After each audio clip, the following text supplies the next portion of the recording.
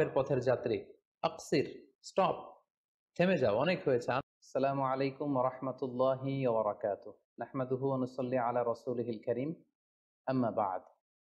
সম্মানিত দিনী ভাই এবং বোনেরা, পবিত্র মাহে রমাদান আমাদের একেবারে সন্নিকটে। It's knocking the door. Allah রাসূল সাল্লাল্লাহু আলাইহি ওয়াসাল্লাম এবং সাহাবারা রমাদানুল মুবারক আসার ২ মাস আগ থেকেই কবে রমাদান মাস আসবে এজন্য ব্যাকুলতা প্রকাশ করতেন, উদ্গ্রীব হয়ে থাকতেন যে আমরা রমাদান পাবো কিনা, কখন রমাদান আসছে। এবং ওনারা পড়তেন আল্লাহুম্মা বারিক লানা ফি রজব ওয়া শাবান ওয়া বাল্লিগনা রমাদান। অর্থাৎ হে আল্লাহ, আপনি রজব এবং শাবান মাসে আমাদের বরকত দিন এবং রমাদান পর্যন্ত আপনি আমাদেরকে পৌঁছে দিন।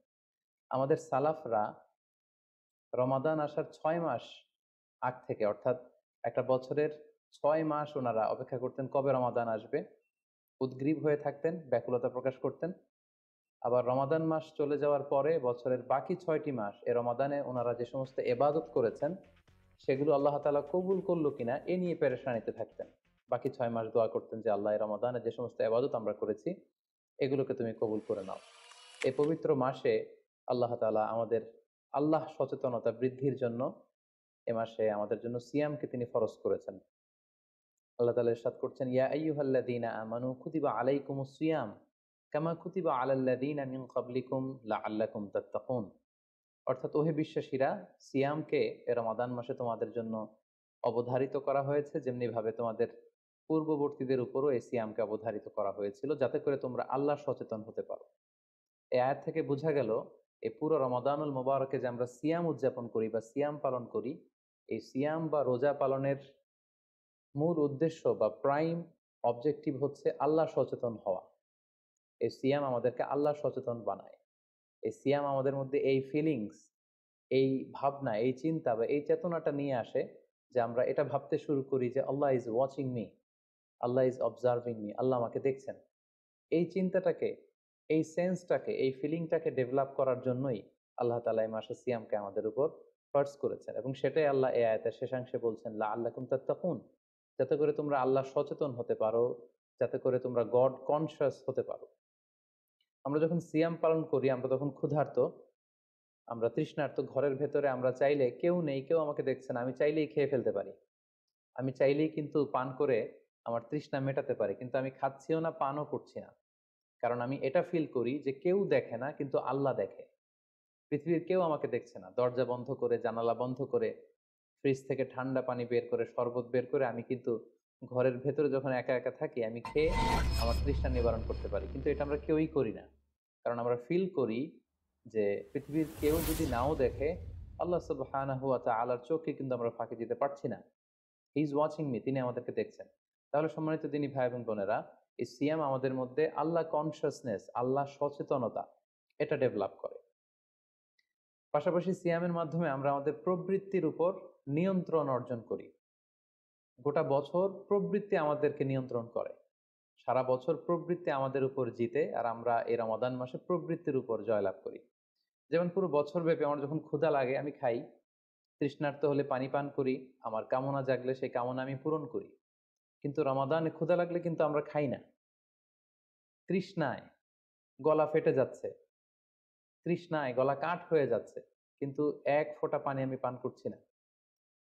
সিয়াম পালন করা অবস্থায় দিনের বেলা আমরা যারা বিবাহিত, আমাদের স্ত্রীদের সাথে অন্তরঙ্গ মুহূর্ত আমরা কাটাচ্ছি না। তার মানে আমার যেটা মন চাচ্ছে, আমার যেটা ডিজায়ার, আমার যেটা ডিমান্ড, সেটা আমি ফুলফিল করছি না। অর্থাৎ আমার প্রবৃত্তিকে আমি নিয়ন্ত্রণ করি। তাহলে সিয়াম পালনের মাধ্যমে প্রবৃত্তিকে কিভাবে কন্ট্রোল করা যায়, প্রবৃত্তিকে কি করে নিয়ন্ত্রণ করা যায়, এটা আমরা শিখি। সারা বছর প্রবৃত্তি আমাদের উপর জয়লাভ করে, আর এই সিয়ামের মধ্যে দিয়ে কেমন যেন রমাদানে আমরা প্রবৃত্তির উপর জয়লাভ করি, আমাদের কাছে প্রবৃত্তি হেরে যায়, জিতে যায় আমাদের আল্লাহ তাআলার প্রতি আস্থা এবং ভালোবাসা। এই সিয়ামের আরো একটি শিক্ষণীয় বিষয় হচ্ছে, এই সিয়াম আমাদেরকে সংযমী বানায়, রেস্ট্রেইনড বানায়। আমরা চাইলেই রোজা পালন করা অবস্থায় যা মনে চায় তা করতে পারি না। এবং সহিহ বুখারীর বর্ণনায় আল্লাহর হাবিব সাল্লাল্লাহু আলাইহি ওয়াসাল্লাম আমাদেরকে শিখিয়েছেন যে কেউ যখন রোজা রাখে সে যেন অশ্লীল কথা না বলে, রোজা রেখে সে যেন কাউকে গালি না দেয়। এমনকি কেউ যদি তাকে গালি দেয় অথবা কেউ যদি তার সাথে ঝগড়া লাগতে আসে, সে যেন বলে ইন্নী ইমরুউন সাইম, অর্থাৎ আই এম ফাস্টিং, আমি রোজাদার, আমি রোজা পালন করছি। রোজা পালন করা অবস্থায় আমার পক্ষে অশ্লীল কথা বলা, ঝগড়া করা, কোনো বাক বিতণ্ডায় জড়ানো সম্ভব না। তার মানে এই সিয়াম পালনের মধ্য দিয়ে সংযম যে ব্যাপারটা, এই ব্যাপারটা আমাদের আয়ত্তে চলে আসে। আমরা এই সিয়াম পালনের মধ্য দিয়ে সংযমী হয়ে উঠি। পাশাপাশি যারা সিয়াম পালন করছে তাদের জন্য আল্লাহর হাবিব সাল্লাল্লাহু আলাইহি ওয়াসাল্লাম ঘোষণা দিয়েছেন যে কিয়ামতের ময়দানে বিচার শেষে তারা যখন জান্নাতে ঢুকবে, রোজা পালনকারীদের জন্য আল্লাহ তাআলা এক স্পেশাল গেট রেখেছেন যেটার নাম হচ্ছে রাইয়ান। এবং এই রাইয়ান গেট দিয়ে রোজাদাররা ছাড়া কেউ প্রবেশ করতে পারবে না। সুবহানাল্লাহি বিহামদি। আর একবার এই রাইয়ান দরজা দিয়ে যে ব্যক্তি ঢোকার সুযোগ পাবে জান্নাতে, he will never be thirsty again. সে কখনো আর তৃষ্ণার্ত হবে না। চিরকালের জন্য তার গলা থেকে তৃষ্ণা হারিয়ে যাবে। পাশাপাশি আল্লাহ তাআলা ইরশাদ করছেন যে সব আমলগুলোকে সওয়াব বাড়ানো হয় এবং সওয়াবের প্রতিদান বান্দাদেরকে দেয়া হয়, কিন্তু এই সিয়ামের ব্যাপারটা ভিন্ন। এর প্রতিদান আমি আল্লাহ নিজ হাতে দেব। আরেক বর্ণনায় এসেছে এই সিয়ামের প্রতিদান আমি নিজেই। আমরা যদি একটু খেয়াল করে দেখি যে রমাদানুল মুবারাকে আমরা যত নেক আমল করছি বা সৎকর্ম করছি, এগুলোর সওয়াবগুলোকে কিন্তু জ্যামিতিক হারে বাড়ানো হয়। দ্য রিওয়ার্ডস অফ আমাল is multiplied in this blessed month of Ramadan. এ মাসে আমরা একটা নফল আবাদত করলে সেটা ফরজের সমান সওয়াব দেওয়া হচ্ছে। একটা ফরজ আবাদত করলে সেটা ৭০ থেকে ৭০০ গুণ সওয়াব দেওয়া হচ্ছে। এ মাসে উমরা করলে সেটা হজের সমান সওয়াব দেওয়া হচ্ছে। অর্থাৎ অর্থাৎ অন্যান্য মাসে আমরা যদি নেক আমল করি তাহলে সেটার সওয়াবকে বাড়ানো হয় গাণিতিক হারে, কিন্তু এই রমাদানুল মুবারাকে কোনো নেক আমল করলে এর সওয়াবকে বাড়ানো হয় জ্যামিতিক হারে। এটাকে মান্থ অফ স্পেশাল অফার বলা হয়, বিশেষ অফারের মাস। আল্লাহ তাআলা চেয়েছেন যে বিশেষ অফার দিয়ে আমাদেরকে এবাদতের প্রতি আগ্রহী করে তোলে, আকৃষ্ট করে তোলে। তিনি যেন আমাদের গুনাহগুলোকে ক্ষমা করে দিয়ে আমাদেরকে পাপ মুক্ত বান্দা হিসেবে স্বীকৃতি দিতে পারেন, তার একটা কেমন যেন আয়োজন তিনি করে থাকেন আমাদের জন্য পবিত্র মাহে রমাদানে। এবং এই রমাদানুল মুবারকের প্রতিটি রাতে আল্লাহ তাআলার পক্ষ থেকে একজন বিশেষ আহ্বানকারী ফেরেশতা তারা ডাকতে থাকে আর বলতে থাকে, ইয়া বাগিয়াল খায়রি আকবিল। হে কল্যাণের অভিযাত্রী, হে কল্যাণের পথের যাত্রী, আকবিল, প্রসিড, গো অন, আরো সামনে যাও, আরো নেক কাজ করো, আরো ভালো কাজ করো। ইয়া বাগিয়াশ শাররি আকসির। হে পাপের পথের যাত্রী, আকসির, স্টপ, থেমে যাও, অনেক হয়েছে, আর না, আর অন্যায়ের দিকে ধাবিত হয়েও না। এটা প্রতি রাতেই, রমাদানের প্রতিটি রাতেই এই আহ্বান করা হয় যে হে কল্যাণের পথের যাত্রী, ভালো কাজ করতে থাকো। হে অকল্যাণের পথের যাত্রী, এখনই থেমে যাও, আর সামনের দিকে আগ বাড়িও না। এবং এই বরকতপূর্ণ মাস পেয়েও যারা আল্লাহ তাআলার ক্ষমা পায়নি, রাসূল সাল্লাল্লাহু আলাইহি ওয়াসাল্লাম তাদের জন্য ভয়ঙ্কর ওয়ার্নিং দিয়েছেন, হুঁশিয়ারি দিয়েছেন, গভীর হুঁশিয়ারি তিনি বর্ণনা করেছেন। মসজিদে নববীতে আল্লাহ রাসূল সাল্লাল্লাহু আলাইহি ওয়াসাল্লাম একবার মিম্বারের প্রথম ধাপে পা রেখে বললেন আমিন, দ্বিতীয় ধাপে পা রেখে বললেন আমিন, তৃতীয় ধাপেও পা রেখে বললেন আমিন। সাহাবারা জিজ্ঞেস করলেন, ইয়া রাসূলুল্লাহ, তিনবার কেন আমিন বললেন? আমরা তো বুঝতে পারলাম না। আল্লাহ রাসূল সাল্লাল্লাহু আলাইহি ওয়াসাল্লাম তখন বললেন যে এইমাত্র জিবরিল আমার কাছে এসে আমাকে শুনিয়েছে যে যে ব্যক্তি রমাদানুল মুবারক পেয়েও ইবাদতের মাধ্যমে আল্লাহর ক্ষমা পেল না, সে দুর্ভাগা, সে হতভাগা। আমি তখন বলেছি আমিন। তারপর জিবরিল বলল যে মা বাবা উভয়কে পেয়ে তাদেরকে সন্তুষ্ট করার মধ্য দিয়ে যারা আল্লাহর জান্নাতকে হাসিল করতে পারলো না, তারা দুর্ভাগা, হতভাগা। আমি বলেছি আমিন। তৃতীয় পর্যায়ে জিব্রাইল বলেছে যে হে নবী, আপনার নাম শুনবার পরেও যে আপনার উপর দুরূদ পাঠালো না, অর্থাৎ সাল্লাল্লাহু আলাইহি ওয়াসাল্লাম বলল না, সে দুর্ভাগা, সে হতভাগা। তখন আমি বলেছি আমিন। সম্মানিত শুধু এই হাদিস থেকে আমরা বুঝতে পারি যে যারা রমাদান পেয়ে আল্লাহর প্রিয় ভাজন বান্দা হতে পারলো না, আল্লাহর কাছ থেকে ক্ষমার ঘোষণা পেল না, তাদের চেয়ে দুর্ভাগা এবং হতভাগা আর কেউ হতে পারে না। তাই যেহেতু রমাদান আমাদের একেবারে সন্নিকটে, আর মাত্র ২ দিন পরে এই পবিত্র মাস আমাদের মাঝে আগমন করবে, তাই আমাদের উচিত এই মাসটাকে ভাব গাম্ভীর্যের সাথে উদযাপন করা, to take the best out of this blessed month. যত বেশি পরিমাণে সম্ভব নেক কাজ করে আল্লাহ তাআলার ক্ষমাপ্রাপ্ত বান্দাদের অন্তর্ভুক্ত হওয়ার চেষ্টা করা। আমরা যদি এই মাসকে উদযাপনের জন্য এখন থেকে একটা প্ল্যান করি বা প্রোগ্রাম করি এবং সেটার আলোকে যদি পুরো মাসটি আমরা পরিচালনা করবার চেষ্টা করি, তাহলে আশা করি খুবই ফ্রুটফুল ওয়েতে এই যে অফার দেয়া হয়েছে, স্পেশাল অফার, এই অফারগুলোকে আমরা কাজে লাগাতে পারবো এবং বেশি বেশি আবাদত করে আল্লাহ তাআলার প্রিয় ভাজনদের অন্তর্ভুক্ত হতে পারবো। এই পৃথিবীতে আমরা যখন কোনো বিজনেস রান করি, নিশ্চয়ই তার আগে একটা প্ল্যান করি, একটা প্ল্যান সাজাই। বড় কোনো প্রজেক্ট যখন আমরা হাতে নিই, আমরা একটা প্রজেক্ট প্ল্যান দাঁড় করাই এবং সেটার আলোকে আমরা সেই প্রজেক্টটাকে রান করবার চেষ্টা করি।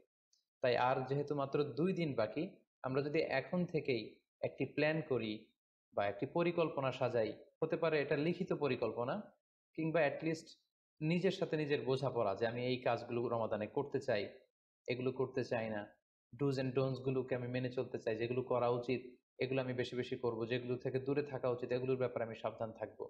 অ্যাটলিস্ট মনের সাথে মনে একটা বোঝাপড়া অথবা কাগজে লিখে আমাদের একটি পরিকল্পনা করা উচিত।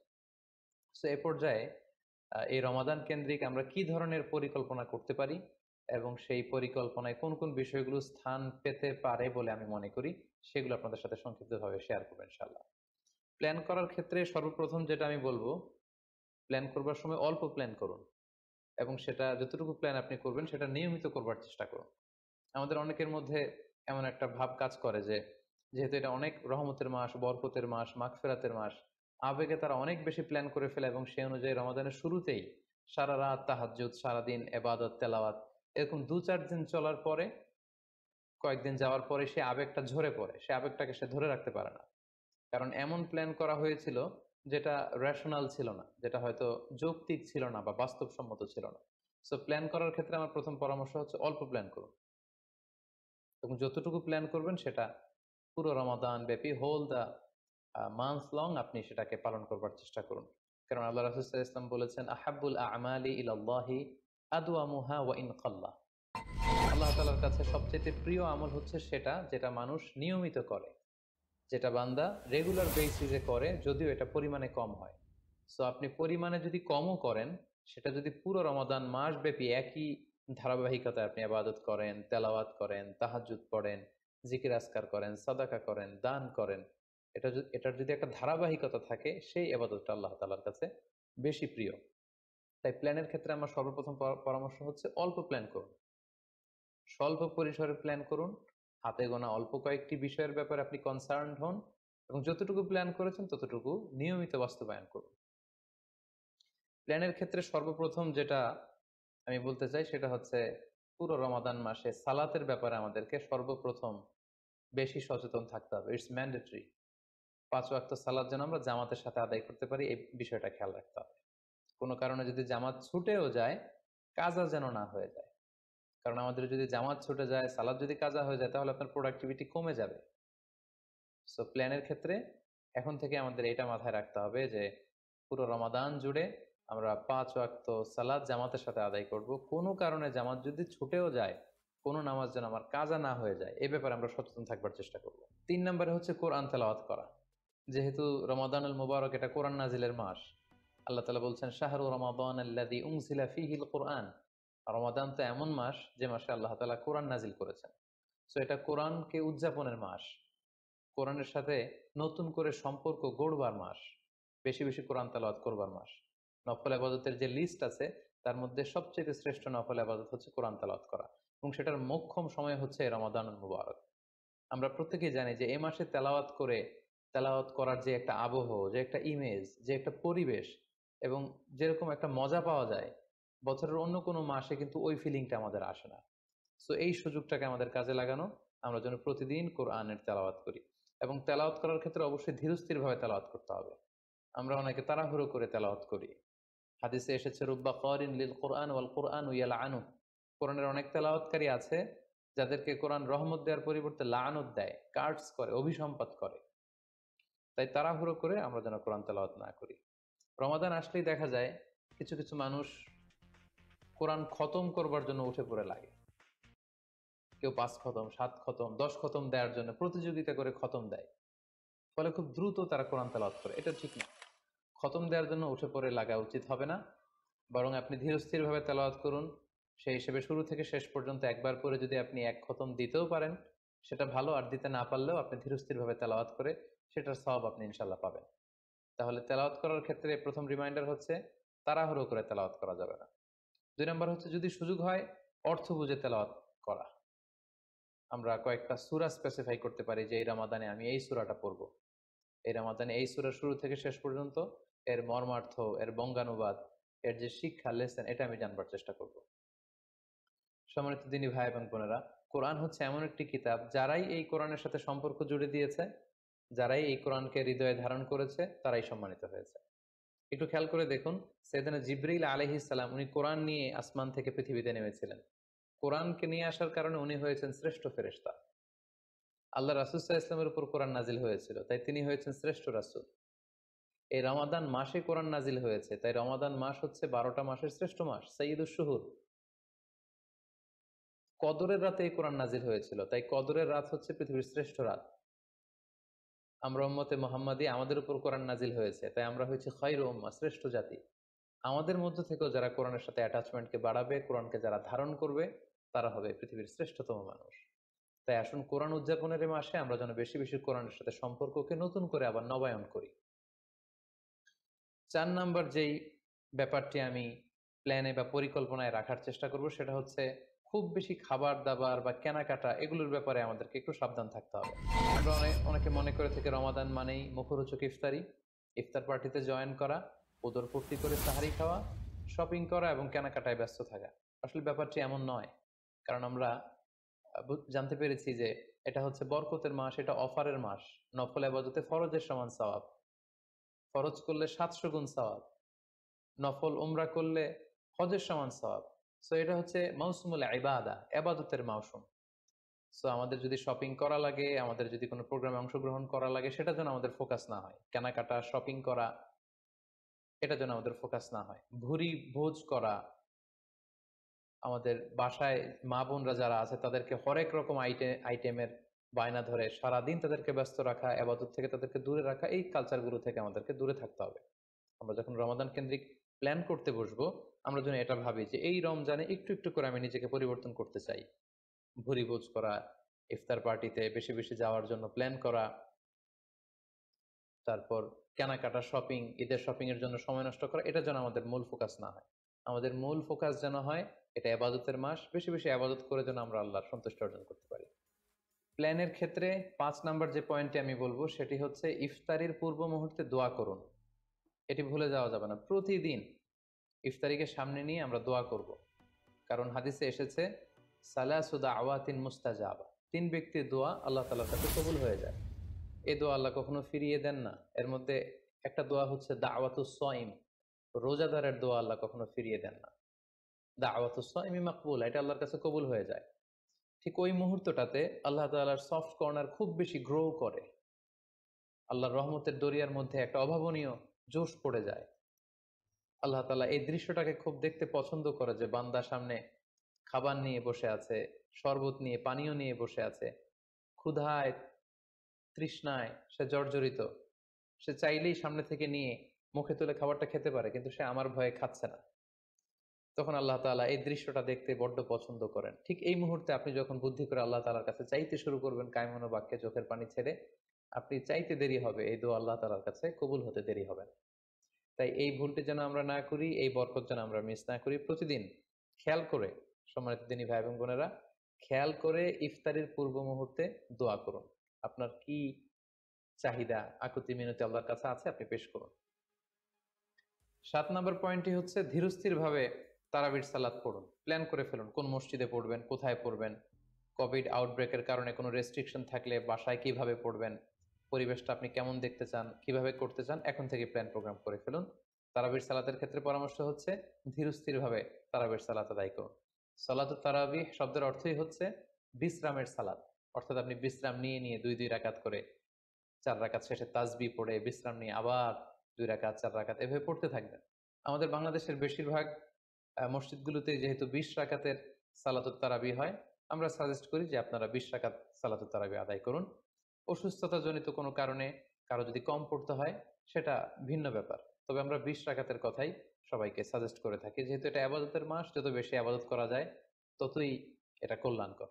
তো সেক্ষেত্রে রাকাত বিতর্ক আপনাদেরকে এড়িয়ে চলা উচিত। রমাদান আসলেই আমাদের মধ্যে এই শয়তান এই বিষয়টাকে উস্কে দেয় যে তারাবির সালাতকে 8 রাকাত না 20 রাকাত নাকি 12 রাকাত। সো তারাবির সালাত ধীরস্থিরভাবে আদায় করুন, রাকাত বিতর্ক এড়িয়ে চলুন। এটা হচ্ছে একটা বড় ফিতনা। কত রাকাত আপনি পড়বেন আপনার সাধ্য অনুযায়ী আপনি পড়ুন। আমরা 20 রাকাতের কথা সাজেস্ট করি। তবে রাকাত বিতর্কে জড়ানো আমাদের কখনোই উচিত হবে না। 8 নাম্বার যে পয়েন্টের কথা বলবো সেটি হচ্ছে শেষ রাতে তাহাজ্জুদের সালাত আদায় করা। বছরের অন্য সময়গুলোতে রাত 4টার দিকে উঠে আসলে অনেকের পক্ষেই তাহাজ্জুদের সালাত আদায় করা সম্ভব হয়ে ওঠে না। যেহেতু রমাদানুল মুবারকে সাহারি খাওয়ার জন্য আমাদেরকে উঠতেই হচ্ছে, সাহারি খাওয়ার পরে আপনি অজু করে আপনার সুবিধা মতো 2 রাকাত 4 রাকাত তাহাজ্জুদের সালাত আপনি আদায় করুন। তাহাজ্জুদের সালাতে সিজদায় পড়ে আপনি আল্লাহ তাআলার কাছে আপনার মনের আকুতি আপনি তুলে ধরুন। এই মুহূর্তটাতে, তাহাজ্জুদের এই সময়টাতে আল্লাহ তাআলা প্রথম আকাশে মনোনিবেশ করে তিনি ডাকতে থাকেন, কার কি লাগবে? কার খাবারের দরকার? আমার কাছে চাও, আমি খাবারের ব্যবস্থা করে দেব। কার রিজিকের দরকার? রিজিকের ব্যবস্থা করে দেব। কার সফলতা দরকার? আমি আল্লাহ তাআলা সফলতা দেওয়ার মালিক, আমি সফলতার ব্যবস্থা করে দেব। যে মুহূর্তটুকুতে বা যে সময়ে আল্লাহ তাআলা আমাদেরকে দেয়ার জন্য তিনি আমাদেরকে ডাকছেন, আমাদেরকে দেয়ার জন্য তিনি বসে আছেন, প্রস্তুত আহ্বান করছেন, কিন্তু আমরা সেই আহ্বানে সাড়া দিচ্ছি না। তাই রমাদানুল মুবারকে তাহাজ্জুদের সালাতের অভ্যাস করার একটা সুবর্ণ সুযোগ কিন্তু আমাদের আসছে। যেহেতু সাহরি খেতে আমরা উঠবই, উঠে আমরা তাহাজ্জুদের সালাত আদায় করে নেব। ৯ নম্বর যে পয়েন্টটি উল্লেখ করতে চাই সেটি হচ্ছে সোশ্যাল মিডিয়ার নিয়ন্ত্রিত ব্যবহার বা পরিমিত ব্যবহার। যত কম ব্যবহার করা যায় ফেসবুক, ইউটিউব, অনলাইনে যত আপনি কম সময় দিতে পারবেন, আপনার প্রোডাক্টিভিটি তত বাড়তে থাকবে। জরুরি প্রয়োজনে যে সমস্ত কাজ একেবারে করাই লাগে, যেগুলোকে অ্যাভয়েড করা মোটেও সম্ভব না, সেগুলো আপনি করতে পারেন। তবে আমাদের সাজেশন হচ্ছে ফেসবুকিং, টুইটারিং এবং ইউটিউবিং, এই সমস্ত কাজে, সোশ্যাল মিডিয়ার কাজে যত কম আপনি এই রমাদানুল মুবারকে সময় ব্যয় করতে পারবেন, সময়টা ঠিক ততই আপনার প্রোডাক্টিভ ওয়েতে কাজে লাগবে ইনশাআল্লাহ। 10 নম্বর পয়েন্ট এবং সর্বশেষ পয়েন্ট হচ্ছে রমাদানুল মুবারকের মূল আকর্ষণ হচ্ছে রমাদানুল মুবারকের শেষ দশকে, অর্থাৎ রমাদানের কদরের রাতগুলো হচ্ছে লাস্ট 10 ডেজ অফ রমাদানে। আল্লাহ রাসূল সাল্লাল্লাহু আলাইহি ওয়াসাল্লাম ইরশাদ করেছেন, ফালতামিসু ফিল আশরিল আওয়াখিরি মিনাল বিতর, রমাদানের শেষ দশকের বেজর রাত্রিগুলোতে তোমরা কদরের রাত তালাশ করো। তাই আপনারা যখন প্ল্যান করতে বসবেন, এখনই ক্যালেন্ডার সামনে নিয়ে রমজানের শেষ দশক কত তারিখ থেকে কত তারিখ পরে প্ল্যান করে নিন, এবং অড নাইটগুলো, বেজর রাত্রিগুলো কোন কোন রাত্রিগুলো হতে পারে এখনই প্ল্যান করে নিন। যত ধরনের ব্যস্ততা, যত ধরনের ঝামেলা, যত ধরনের দায়িত্ব, এই কাজগুলোকে আপনি আগে পরে সেরে নেবেন, কিন্তু এই 10 দিনের স্পেশাল টাইমটাকে আমাদের ইবাদতের জন্য রাখা উচিত। আল্লাহ রাসূল সাল্লাল্লাহু আলাইহি ওয়াসাল্লাম রমজানের শেষ দশকে যখন তিনি পৌঁছতেন, তিনি তখন এমনভাবে ইবাদত করতেন, তিনি কাউকে চিনতেন না, কারোর সাথে বেশি কথা বলতে চাইতেন না। তিনি রাতে সারা রাত জেগে থাকতেন, ফ্যামিলি মেম্বারদেরকে উঠিয়ে দিতেন, জাদ্দা ওয়া সাদ্দাল মিজহার, কোমরে গামছা বেঁধে তিনি ইবাদতে লেগে পড়তেন। এই শেষ দশকে তিনি এত ইবাদত করতেন, বছরের কোনো সময়ে আল্লাহ রাসূল সাল্লাল্লাহু আলাইহি ওয়াসাল্লামকে এত বেশি ইবাদত করতে কিন্তু দেখা যেত না। তাই এই শেষ দশকের বেজর রাত্রিগুলো যেন আমরা মিস না করি, এবং শুধু 27শে রমজানে আমরা কদর হিসেবে পালন করব, ব্যাপারটা যেন এমন না হয়ে যায়। কারণ যদি কোনো কারণে কদর মিস হয়ে যায়, এটা হচ্ছে খায়রুম মিন আলফি শাহর, 1000 মাসের চেয়েও সেরা। ওই এক রাতের ইবাদত হচ্ছে 1000 মাসের ইবাদতের সমান। এবং আল্লাহর হাবিব সাল্লাল্লাহু আলাইহি ওয়াসাল্লাম বলেছেন, মান হুরিমা খায়রাহা ফাকাদ হুরিম, যে কদরের রাতের বরকত থেকে বঞ্চিত হলো, হি ইজ দ্য লুজার। এই বরকতের মাসে নিশ্চয়ই আমরা কেউই লুজার হতে চাই না, আমরা সবাই গেইনার হতে চাই। সো আমরা যদি গেইনার হতে চাই, রমাদানের সর্বোচ্চ বরকতটুকু যদি আমরা হাসিল করতে চাই, লাস্ট 10 ডেজ অফ রমাদান, রমজানের শেষ দশকের বেজর রাত্রিগুলো যেন আমরা খুবই আন্তরিকতার সাথে সিনসিয়ারলি আবাদত করে কদরের বরকত হাসিল করবার চেষ্টা করি। সম্মানিত দিনী ভাই এবং বোনেরা, রমাদান আসতে আর মাত্র 2 দিন বাকি। সংক্ষিপ্ত পরিসরে রমাদান কেন্দ্রিক আমাদের প্ল্যান কেমন হওয়া উচিত এবং সেই প্ল্যান বা পরিকল্পনাতে কোন কোন বিষয়গুলো আমাদের খেয়াল রাখা উচিত, এই বিষয়ে সংক্ষিপ্ত পরিসরে আমি আলোচনা করলাম। আশা করি এগুলো যদি আমরা খেয়াল রাখি, তাহলে খুব ফ্রুটফুল এবং প্রোডাক্টিভ ওয়েতে আমরা আমাদের রমাদানকে কাটাতে পারবো। আমরা গত বছর আমাদের অনেক প্রিয়জনদের সাথে একসাথে রমাদান কাটিয়েছি, তাদের অনেকে কিন্তু এবছর আমাদের সাথে নেই, এবং কোভিড আউটব্রেকের এই যে সেকেন্ড ওয়েভ, থার্ড ওয়েভ যেভাবে শুরু হয়েছে, আমরা আমাদের অনেক প্রিয়জনদেরকে হারিয়েছি। আমরা এই রমাদান কারা পুরো রমাদান পাবো আমরা জানি না, আবার আগামী বছরের রমাদান পর্যন্ত আমরা বেঁচে থাকবো কিনা সেটাও আমরা জানি না। সো এই রমাদান হতে পারে আমাদের জীবনের শেষ রমাদান। আমাদের we should consider this Ramadan the last and final chance in our life. আমাদের এভাবে চিন্তা করা উচিত যে হতে পারে এটা আমার জীবনের শেষ রমাদান, তাই আমার গুনাহ মাফের একটা সুবর্ণ সুযোগ হচ্ছে এ রমাদান মাস। তাই এই মাসের সর্বোচ্চ বরকতটুকু হাসিল করার জন্য আমরা যেন বুদ্ধিমানের পরিচয় দেই, আমরা যেন বেশি বেশি ইবাদত করে আল্লাহ তাআলার প্রিয় ভাজনদের অন্তর্ভুক্ত হতে পারি।